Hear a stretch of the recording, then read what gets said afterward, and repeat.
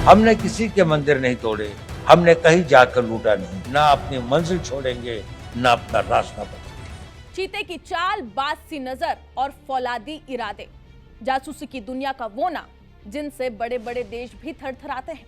नाम है अजीत डोभाल, जो पिछले एक दशक से इंडिया की सुरक्षा नीति की धुरी बने हुए हैं और अपनी स्ट्रेटेजी से, अपनी सोच से, अपने विजन से उन्होंने खुद को इंडिया का रियल जेम्स बॉन्ड साबित किया है। अजीत डोभाल एक ऐसी ताकत है जिसे दुश्मन कभी भी इग्नोर नहीं कर सकता। 21वीं सदी के चाणक्य कहे जाने वाले अजीत डोभाल की असल कहानी जेम्स बॉन्ड की थ्रिलिंग मूवी से कम नहीं है। पाकिस्तान आज भी इनके नाम से थर-थर कांपता है। आज उनको देश का सबसे पावरफुल ब्यूरोक्रेट बताया जाता है।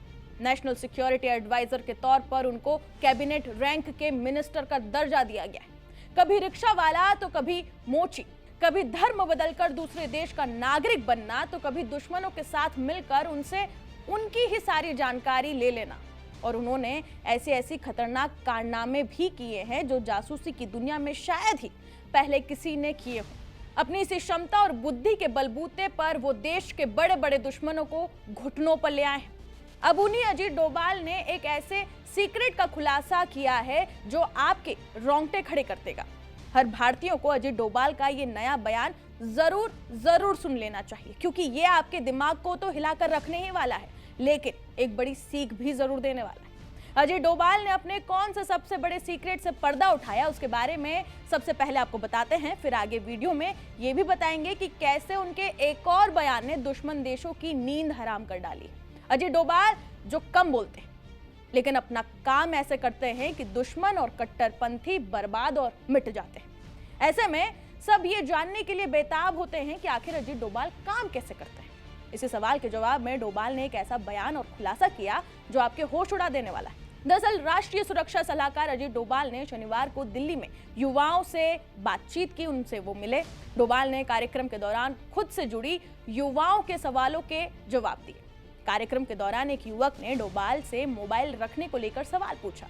इसके जवाब में डोभाल सर ने जो कहा वो आपको जरूर ध्यान से सुनना चाहिए। उन्होंने साफ शब्दों में कहा कि ये पता नहीं कि आपको ये सब कैसे मालूम चला, लेकिन ये बातें सही है कि मैं इंटरनेट का प्रयोग नहीं करता, फोन का भी प्रयोग नहीं करता। हालांकि उन्होंने ये भी कहा कि बहुत जरूरी पारिवारिक या फिर निजी बातों के लिए कभी कभार फोन का इस्तेमाल करना पड़ता है। लेकिन यह बात सही है कि मैं इंटरनेट का प्रयोग नहीं करता, फोन का भी प्रयोग नहीं करता, सिवाय कोई पारिवारिक बातें हो या कोई बहुत पर्सनल बातें हो। लेकिन थोड़ा बहुत तो करना पड़ता ही है। मुझे बहुत बाहर के देशों से इससे बात करनी पड़ती है, तो वो तो होता ही है। काम चल जाता है। और भी कई साधन होते हैं कम्युनिकेशन के। कुल मिलाकर वो डिजिटल दुनिया से दूरी बनाए रखते हैं। जब एनएसए अजीत डोभाल ने खुद इस बात का खुलासा किया तो सवाल भी उठने लगे कि क्यों नहीं रखते हैं अजीत डोभाल एनएसए अपने पास में फोन। तो बता दें कि डोभाल का फोन ना रखना किसी तरह का दिखावा नहीं, बल्कि एक सोची समझी सुरक्षा नीति है। राष्ट्रीय सुरक्षा सलाहकार के पास आतंकवाद, गुप्त ऑपरेशन, रणनीतिक फैसलों और अंतर्राष्ट्रीय कूटनीति से जुड़े बेहद संवेदनशील जानकारियां होती हैं। आज के दौर में मोबाइल फोन हैक हो सकता है, लोकेशन ट्रैक हो सकती है और बातचीत इंटरस्पेक्ट भी हो सकती है। ऐसे में जरा सी लापरवाही भी देश की सुरक्षा के लिए एक बड़ा खतरा बन सकती है। डोभाल की सोच यह है कि जब खतरे से बचा जा सकता है तो जोखिम क्यों लिया जाए। अब ऐसे में सवाल यह भी उठता है कि फोन के बिना कैसे करते हैं वो कम्युनिकेशन।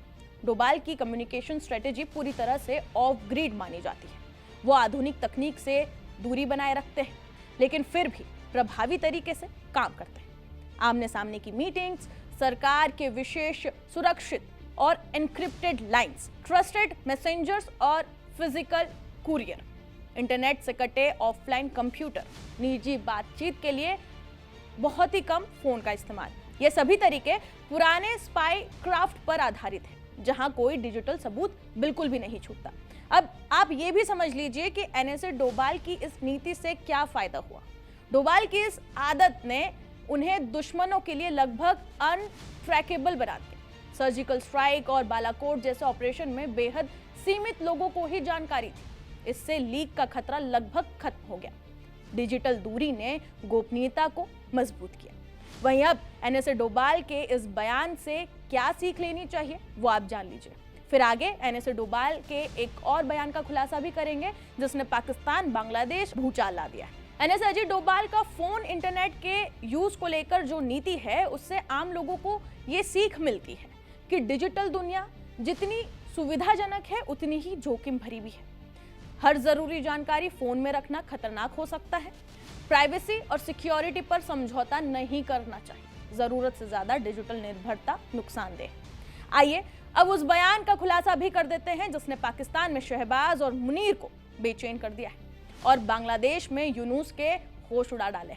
अजय डोभाल ने विकसित भारत यंग लीडर डायलॉग को संबोधित करते हुए युवाओं से यह कहा कि हमें अपने इतिहास का प्रतिशोध लेना है।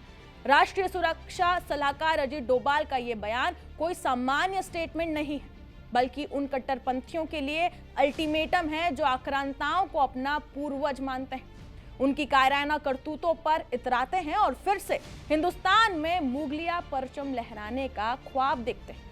लेकिन उन्हें यह नहीं पता कि ये नया भारत है जो बदला लेना भी जानता है और इतिहास को बदलना भी।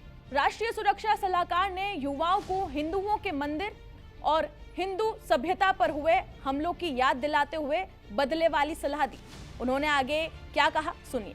ये इतिहास हमें एक चुनौती देता है कि ये उस भारत का आज हर युवक के अंदर वो आग होनी चाहिए कि मैं प्रतिशोध शब्द अच्छा तो नहीं है लेकिन प्रतिशोध भी अपने में एक बड़ी भारी शक्ति होती है। हमें अपने इतिहास का प्रतिशोध लेना है। एनएसए अजीत डोभाल ने साफ कहा कि हमारे पूर्वजों ने हजारों साल संघर्ष किया, हमारे मंदिर तोड़े गए, उन्हें लूटा गया, लेकिन हमने कभी किसी के मंदिर नहीं तोड़े, किसी को लूटा नहीं, लेकिन हमें शक्तिशाली बनना है। अजय डोभाल भले ही ये बयान दिल्ली में दे रहे थे लेकिन इसकी धमक बांग्लादेश और पाकिस्तान तक सुनाई दे रही थी क्योंकि जहां जहां हिंदुओं पर अत्याचार हो रहे हैं, उनके मंदिर तोड़े जा रहे हैं, ये संदेश उन तक साफ गया है कि वो बदले के लिए तैयार रहे। अजय डोभाल जैसे लोग भारत की सुरक्षा की रीढ़ है। उनके ये जो तमाम बयान आए हैं वो सिर्फ वायरल कंटेंट नहीं है बल्कि ये याद दिलाते हैं कि असली सुरक्षा कभी कभी डिजिटल दुनिया से दूरी बनाने में भी फायदेमंद होती है। और ये उन कट्टरपंथियों के लिए भी साफ संदेश है कि जो वो नफरत की आग फैला रहे हैं उसमें वो भी जल सकते हैं। अजय डोभाल पर, उनके इस बयान पर आप क्या राय रखते हैं हमें कमेंट सेक्शन में जरूर बताएं और बाकी तमाम खबरों के लिए जुड़े रहे जी न्यूज़ के साथ।